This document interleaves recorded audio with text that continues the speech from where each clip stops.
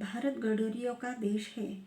इस अध्याय में प्राचीन भारत की ज्ञान विज्ञान तथा परिस्थितियों पर उठने वाले प्रश्नों का उत्तर देते हुए स्वर्णिम इतिहास का आश्चर्यजनक ज्ञान आपको पढ़ने को मिलेगा।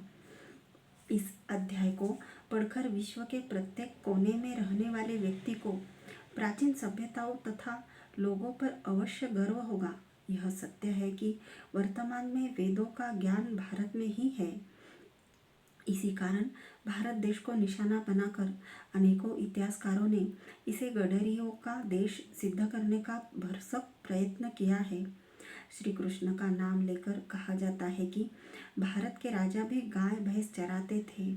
कुछ पक्षपाती इतिहासकार तो कहते हैं कि प्राचीन भारतीयों को कुछ भी ज्ञान नहीं था और उन्होंने नदियों के किनारे गाय चराते हुए वेद लिख दिए थे। इस अध्याय को पढ़कर ऐसे लोगों को पता चल जाएगा कि प्राचीन भारतीयों को किन किन गूढ़ विद्याओं का ज्ञान था। किंतु उससे पहले एक प्रश्न यह भी उठता है कि क्या गाय चराना बुरा है? ये लोग ऐसा क्यों कहते हैं? क्या किसी प्राणी को प्रतिदिन भोजन खिलाना और उसकी रक्षा करना गलत है? क्या गाय चराने से ही किसी को मूर्ख कह देना चाहिए? आज बड़े बड़े उद्योगपति, वैज्ञानिक, कलाकार, राजनेता अपने अपने फार्म हाउस में गाय पालते हैं और बिना यूरिया की खेती करते तथा करवाते हैं, केवल इसीलिए ताकि उन्हें दूध तथा भोजन शुद्ध मिल सके। क्या इन सब लोगों को भी मूर्ख कह देना चाहिए, क्योंकि ये सब भी गाय भैंसों का पालन पोषण करते हैं?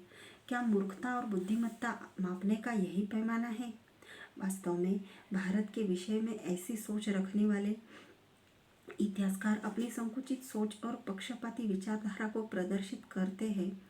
वर्षों से देखता आ रहा हूँ कि कुछ लोग प्राचीन भारतीय विज्ञान को सर्वोत्तम बताते हुए दूसरों को नीचा दिखाते हैं, तो कुछ लोग प्राचीन भारतीय वेद विज्ञान का उपहास उड़ाते हुए उसे बेकार बताते हैं।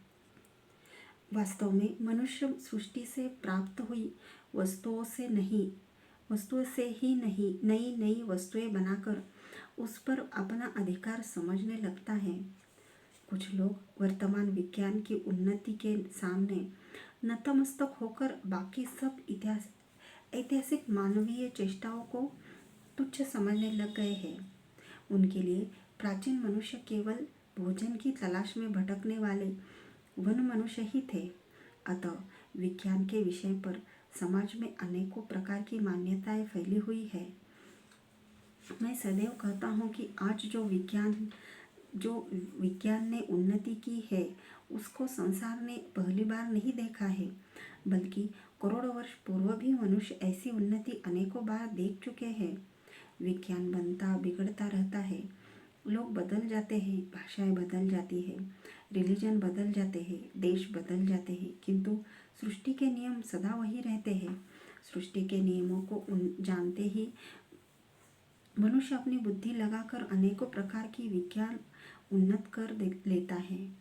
कुछ लोग कहते होंगे कि हवाई जहाज की खोज मनुष्यों की सबसे बड़ी उन्नति थी।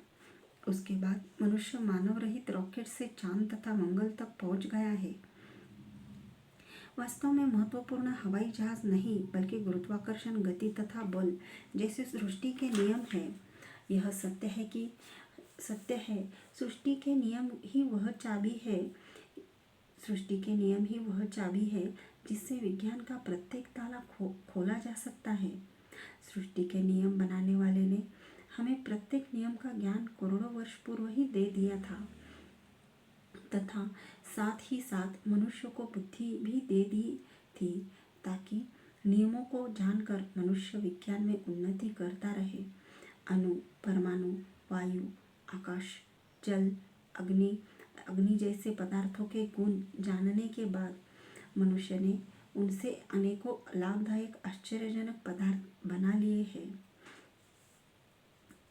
आज के मनुष्य तथा वैज्ञानिक इस विज्ञान की उन्नति पर घमंड करते हुए कहते हैं कि इससे पहले इतनी उन्नति संसार में कभी नहीं हुई, जबकि धरती को बने हुए 1,96,08,53,121वां वर्ष हो चुके हैं। आज के इतिहासकार अपने को बहुत बड़े विद्वान मानते हुए लिखते हैं कि 5000 साल पहले संसार में आदि मानव तथा वनमान मनुष्य रहते थे जिनको धातुओं का भी ज्ञान नहीं था। इन लोगों को उत्तर देते हुए मैंने सदैव यही कहा है कि विज्ञान के प्रत्येक सिद्धांत तथा सृष्टि के प्रत्येक नियम का उल्लेख वेदों में किया हुआ है। सृष्टि के प्रत्येक नियम की खोज का श्रेय पिछले 5000 वर्ष में हुए कुछ यूरोप के विद्वानों को दे दिया जाता है, किंतु प्रत्येक नियम का ज्ञान मनुष्य को संसार की सबसे प्राचीन पुस्तक वेदों में पहले ही दिया है। इस प्रकार कहने पर कुछ लोग प्रश्न खड़ा करते हैं कि यूरोप के लोगों ने तो वेद शास्त्र नहीं पढ़े, फिर कैसे उन्होंने विज्ञान में उन्नति कर ली। आज के समय में वेद विज्ञान की क्या आवश्यकता है, जबकि मनुष्य मंगल ग्रह तक पहुंच गया है। कुछ लोग तो कह देते हैं कि 21वीं सदी में वेद विज्ञान बेकार है तथा अब इसकी मनुष्य को कोई आवश्यकता नहीं है। वास्तव में यह केवल मात्र विज्ञान का विषय नहीं है, बल्कि इतिहास का विषय भी है। बड़े ही ऐतिहासिक तथ्यों तथा अनुभवों के आधार पर ऐसे सभी प्रश्नों के प्रामाणिक उत्तर आपको सरल शब्दों में रोचक ढंग से समझने को मिलेंगे। इस अध्याय से अनेकों गूढ़ प्रश्नों का हल भी आपको प्राप्त हो जाएगा। इन विषयों को संक्षेप में मैंने पहले भी लोगों के सामने प्रस्तुत किया है, किंतु इस विषय को प्रस्तुत रूप देते हुए मैंने अनेकों मूल्यवान प्रमाण मेरे व्यक्तिगत अनुभव तथा नए दृष्टिकोण से युक्त इतिहास को क्रमिक रूप से प्रस्तुत किया है। युद्ध का एक प्राचीन तरीका है कि यदि शत्रु का इतिहास समृद्धिशाली तथा गौरवशाली रहा है तो उसको नष्ट कर दो। इनका सीधा सिद्धांत होता है कि बड़ी बड़ी यूनिवर्सिटी में बैठे प्रोफेसर अपने ही देश के प्राचीन इतिहास के प्रति नौजवानों का मोह भंग करने का प्रयास करते रहते हैं। इन लोगों का एक सिद्धांत और होता है कि स्वयं उत्तर देने के चक्कर में मत पड़ो तथा दूसरे के प्रश्नों को खत्म कर मत होने दो।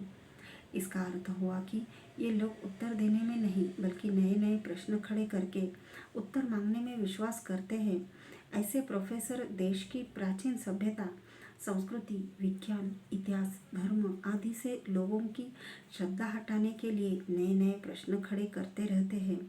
इस अध्याय में इस समस्या को जड़ से ही काट दिया जाएगा। बिना वेदों के दुनिया के कैसे वैज्ञानिक उन्नति की। यह सर्वविदित है कि वेद संसार की सबसे प्राचीन पुस्तक है। अब तक के विषय पढ़कर आप यह भी जान गए होंगे कि वेदों में ज्ञान विज्ञान की वो सब गूढ़ बातें लिखी हुई हैं जिनको आज वैज्ञानिक खोज रहे हैं। किंतु प्रश्न उठता है कि जिन देशों में वेद नहीं है वहाँ पर विज्ञान ने इतनी उन्नति कैसे कर ली। अतः आज संसार में वेद जैसे मानव धर्मशास्त्र की क्या आवश्यकता है। यदि ज्ञान को दो प्रकार से विभाजित करें तो आध्यात्मिक और भौतिक ज्ञान कह सकते हैं। आध्यात्मिक ज्ञान के अंतर्गत सृष्टि के रचयिता और शरीर में उपस्थित जीवात्मा से संबंधित ज्ञान आते हैं। वही सांसारिक पदार्थों के विषयों को जानना भौतिक ज्ञान के अंतर्गत आता है। मनुष्य समाज को शांति समृद्धि के लिए दोनों प्रकार के ज्ञान की आवश्यकता होती है। आध्यात्मिक उन्नति समाज में मानवीय गुणों को बढ़ाती है। आध्यात्मिकता के साथ की गई भौतिक उन्नति प्राणी मात्र के हित में होती है। यदि समाज में आध्यात्मिक अवनति पतन हो जाए और भौतिक उन्नति चरम पर पहुंच जाए तो विनाशकारी विचारों और अमानवीय गुणों का समाज बन जाता है। ऐसा समाज बारूद के ढेर पर स्थित होता है जो कभी भी नष्ट हो सकता है। आध्यात्मिक ज्ञान के अभाव में भौतिक ज्ञान का दुरुपयोग होता है। आज मनुष्य ने भौतिक ज्ञान में बहुत उन्नति की है, किंतु विचार कीजिए इस 200 से 300 वर्षों में भौतिक विज्ञान ने संसार का कितना विनाश कर दिया है। अब तक के अध्याय पढ़कर आप यह तो समझ ही गए होंगे कि मनुष्य का बच्चा बिना सिखाए स्वयं से कुछ नहीं सीख सकता है। यदि उसको कोई कुछ नहीं सिखाए तो वह अपने आसपास उपस्थित पशु पक्षियों आदि को देखकर उन जैसा ही सीख लेता है।